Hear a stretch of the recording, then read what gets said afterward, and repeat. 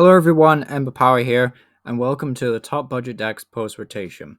Without further ado, there will be 5 decks shown. I forgot how many there was there.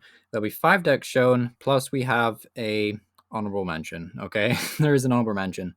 And just worth noting that just because the term budget is used here, it doesn't necessarily mean like cheap V decks, for example. I know that a lot of people say, oh, budget is just what your price range is. For all intents and purposes of this video, budget just means one price Pokemon. Okay, so going into the top budget decks post rotation, number 1 is an honorable mention. Number 6, I should say, really. So the first one is an honorable mention, and that is Gardevoir. The reason why Gardevoir is in the honorable mentions and this wasn't a top 6 list is because Gardevoir, in my opinion, is just lacking in a way. It's just lacking that kind of power that you really need to be having to these days to basically stand a chance at winning most games. And that's not saying this deck isn't consistent because, I wouldn't be mentioning it if I didn't think it was even at least consistent because it is. It sure as hell is with Curlia. It's easily, one of the most consistent stage 2 decks in the format. But the problem with this deck is its damage output is really bad, just really bad in general. So Gardevoir himself has the Brainwave attack, 60, and then 30 more for each Psychic Energy attached to Gardevoir.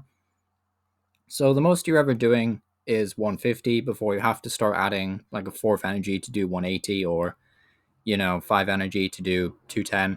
So it's kind of a bit awkward. You do have the ability Shining Arcana that lets you look at the top 2 cards of your deck and attach any number of basic energy, in which in our case is Psychic Energy, which can also be great for charging up Gallade and using Dynablade to 60 damage for each of your opponent's Pokemon V. But realistically, this deck is it's just not it's not putting up enough pressure. It's not putting out enough pressure really to slow down the opponent to the point where you can take all 6 prizes before they essentially board wipe you, because you have to spend a turn using Curlia, and then that Curlia will probably die.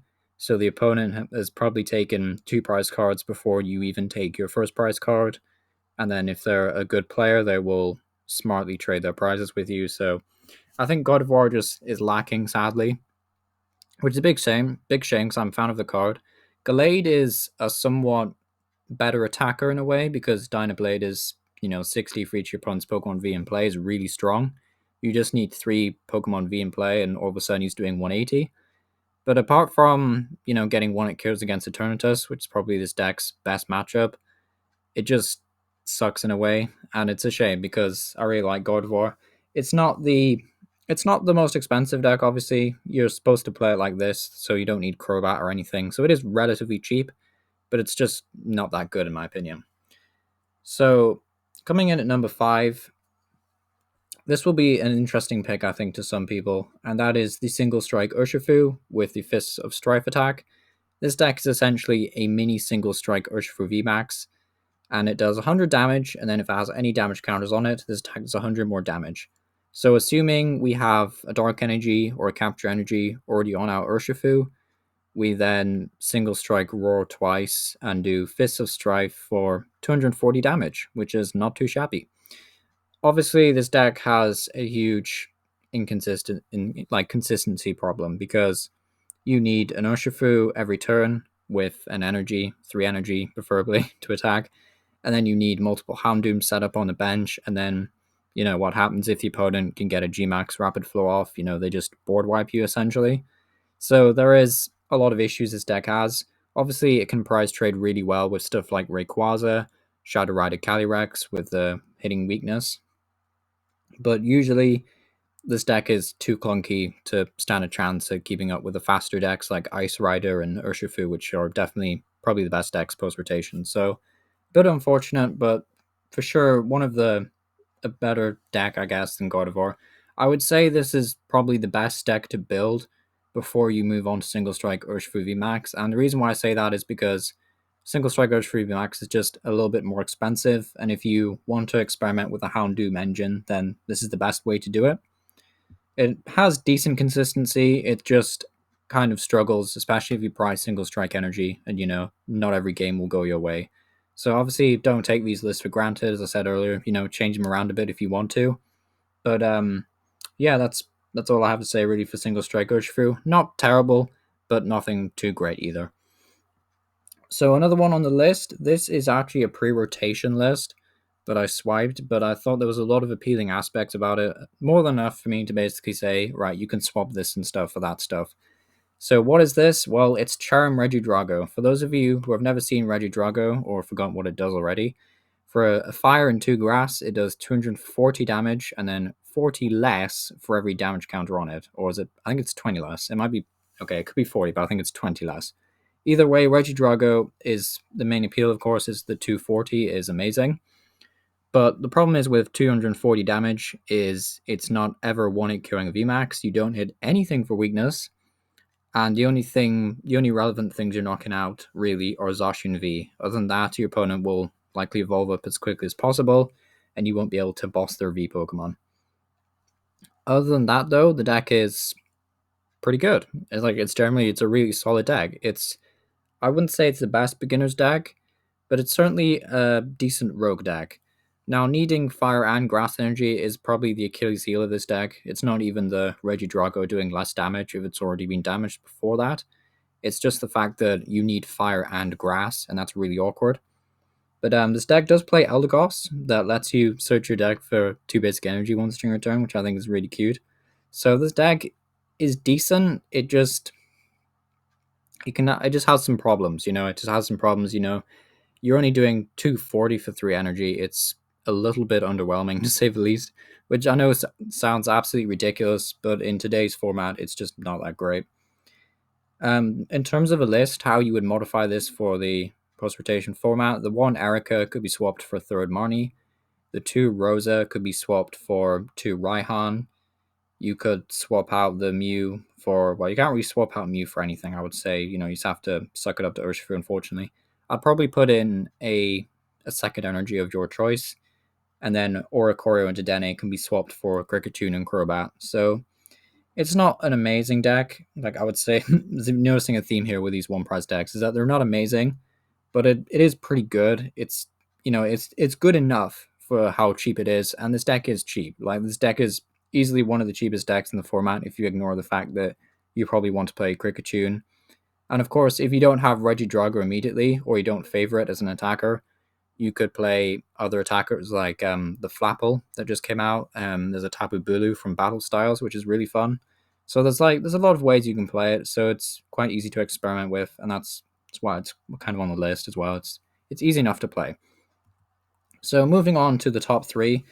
So we're finally in the top 3 now, and Cinderace is the 3rd spot. Kind of a forgotten deck, really, because most of this deck's hype actually came months ago, like way before Battle Styles even came out, and people called this probably the best deck post rotation at one point. I was legit what people were saying, because this was doing extremely well in all the post rotation events that were held back then.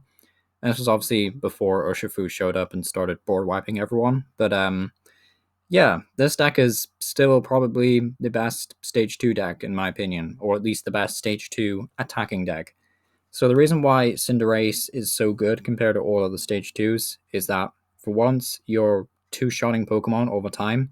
So 190 damage for 3 energy is really good, because you're not like Gardevoir where you need 4 energy. You're not like Urshifu where you need multiple Houndoom and multiple Stage 1s and stuff. You just do the 190, which is great. And then the Librero ability that says, once in your turn, when this Pokemon moves from your bench to the active, you may attach 2 Foundry cards from the discard pile to it, which is just great. You can use, Cincino's Energy Assist attack to chip in some extra 40 damage and then attach more energy. You play 3 switches, 2 air balloons, 3 bird keepers. You can play even more switches if you really want to. You can play Escape Rope probably. So there's just many ways of playing this, and Level Ball definitely made it a lot more consistent. It's just kind of flown under the radar because people have, I think, just forgotten about this Cinderace. It's pretty good. It's a shame that more people don't try and play it, because it is great. Now, this list might not be doing the deck justice, so I would definitely try and experiment with this deck yourself. The Crisis Power Cinderace is also a nice one-off. It's kind of hard to charge up, though, because it needs 2 manual attachments. You can't just you could play Energy Switch in this deck, I guess. But Crisis Power, this Pokemon's attacks do 30 more damage to your opponent's active Pokemon for each prize card your opponent has taken. And then Fireball Shot does 150. So it's basically a finishing one-hit KO move. Huge amount of damage in the late game with Crisis Power.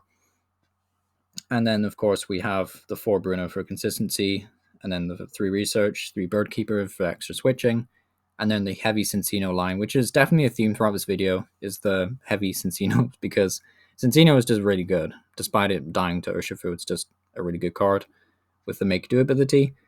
And then just a little note in the bottom corner here, I have Raihan. Raihan was from Evolving Skies. I wasn't sure how to fit it into this list, but I think it's worth it at some point. It says if one of your Pokemon was knocked out during your last turn, you get to attach a basic energy card from your discard pile to one of your Pokemon. And that's crucial because it's just one of your Pokemon. And then if you do, you can search your deck for any card. So you can just attach an energy to a Cinderace and then search your deck for a switch and then allow you to, Librero another one back up. You could attach an energy to a Score Bunny and then search for Rare Candy, and then Rare Candy into Cinderace and switch into it. There's plenty of different combos you can do with Raihan. I think it's definitely one of the better cards in this deck, and it certainly replaces Rosa post-rotation. So there you go, that's for Cinderace. Second place is Malamar. Malamar, easily my favorite deck, I think, to play right now, just because it's the only one prize deck, apart from the number 1 spot. This is the only one prize deck which I think can actually beat Rapid Strike Urshifu. Now, the reason why I say that is because he's just a Psychic Pokemon. You're hitting Psychic Weakness. So Rapid Strike Tentacles, allowing you reveal any number of Rapid Strike Pokemon, not just Pokemon, just any cards that are Rapid Strike. Rapid Strike cards from your hand, and then shuffle them back into your deck, and you do 40 damage for each one. So this is obviously great because you never want more than 1 or 2 Remoraid Octilleries out in play, so you can just shuffle them back in. You can shuffle back in Karina's Focus, Tower of Waters if you don't need it, Spiral Energy if you don't need it, extra Malamar, I guess. There's just a lot of ways to play this. This list was taken from a post-rotation event that happened just before Evolving Skies came out, so that's why there's 3 Evolving Skies in the bottom corner that you could put in and experiment with. And this list made top 24, I believe, which is really good for Malamar. So I think this is a great beginner's deck. It's probably, I would say, the best beginner's deck in terms of learning how to play competitively, because this deck teaches you a lot about sequencing, it teaches you a lot about resource management, and some of the budget decks don't really do that. They just, you set up Pokemon, you do damage. This deck is very heavily based around, how you play the game. Can you optimize your plays? How do you time the Rapid Strike Tentacles? Do you shuffle in the Kreeny's Focus when you might need it next turn? All those kind of things you have to work out. And as a beginner player, I think this makes the most sense. Is the best place to start with. And, it can be Urshifu, which is a big plus side. So 3 cards that came out of Evolving Skies I think would be good for the deck is Rescue Carrier, allowing you to pick up Pokemon that you've just discarded. So Inkay and Mincino, or Remoraid. And then Zinnia's Resolve, allowing you to discard 2 cards from your hand, which sounds bad initially because you want the biggest hand size possible. But then you get to draw a card for each of your opponent's Pokemon.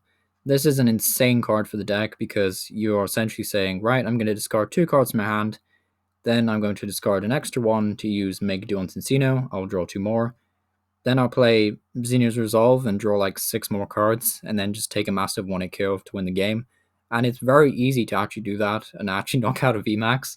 It's a lot easier than you'd think, and that is alone surprising. So I do think this deck is pretty good. And then obviously Raihan just lets you have more access to energy cards, especially if you play a high count of basic energy. Raihan can be really good. So yeah, this deck is really good post rotation. It's easily one of the best beginners / rogue decks. Is it the best? Well, it's got one contender left, and that is number 1. And number 1 is Deciduous Inteleon with Raihan. So obviously a running theme for this list has been cheap decks, and Deciduous probably caps them all because of the Deep Forest camo ability, preventing all damage done to this Pokemon by attacks from your opponent's V or GX. It is not uncommon for a Deciduous to just run rampant at events at a competitive level if people don't run techs for it, because obviously you just wall out the competition. So if people don't take Decidueye seriously, that's when Decidueye can become extremely strong and threatening.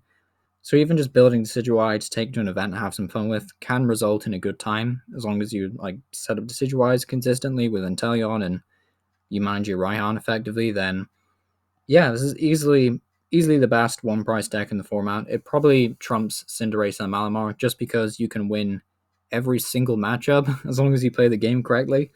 So I think Decidueye definitely takes the crown. I wish there was more variety in the one price decks, and it's unfortunate that number one ended up being this wall style Pokemon, but it is the unfortunate truth. Also, if you don't have access to Inteleons, I would say just play the Snorlax engine with crushing hammers and stuff because that's also a very cheap alternative, and it can be built with mostly just rares and commons. And then the Inteleon just makes it that bit more consistent. And of course, Raihan is a great upgrade for the deck, allowing you to accelerate for Splitting Arrow a lot quicker. So that'll do it for today's video. I hope you enjoyed watching. Let me know what your favorite deck is in the comment section, and I hope to see you again soon. And I messed up. My bad.